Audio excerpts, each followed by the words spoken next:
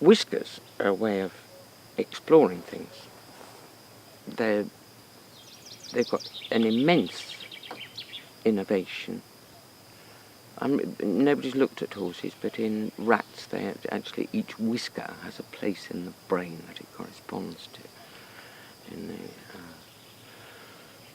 They do have a huge nerve coming from them. Of course, it's that nerve that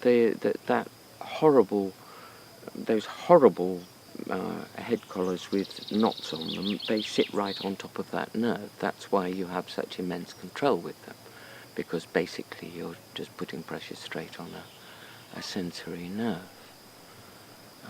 They're brutal, those things.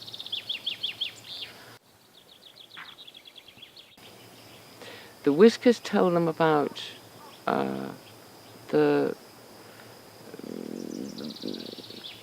qualities of the surface. When they're investigating, the first thing they do is get binocular vision on it, and smell, and the ears, and then they get a bit closer and they have to use monocular vision, and then they come really close quite suddenly and smell again much closer. And whiskers, wild horses, when they first come up to you, if you're usually lying on the ground, or I am usually lying on the ground, and it feels like 100 daddy long legs passing over your face, because they pass their whiskers very carefully over you before they investigate with their lips.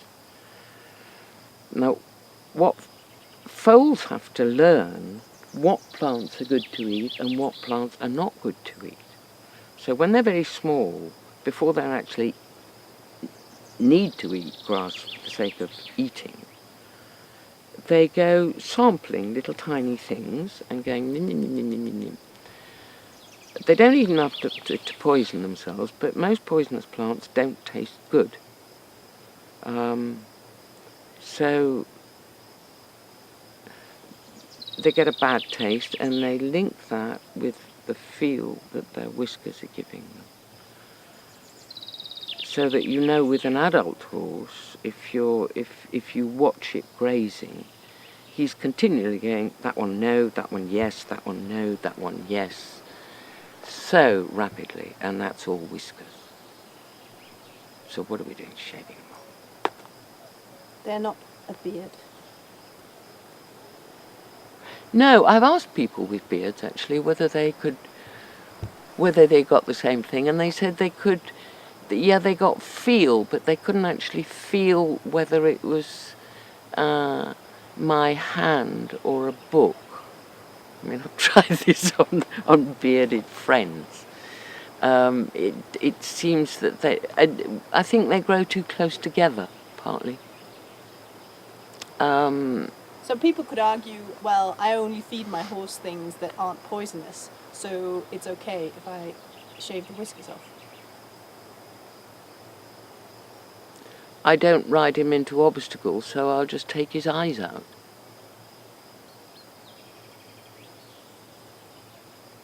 It's a huge source of information for the horse. What are we doing depriving him of it? You do notice that horses without whiskers, if you give them a bucket of food, for example, they go bam into the food. They don't stop and lift it delicately with their lips, the way that a horse with whiskers does.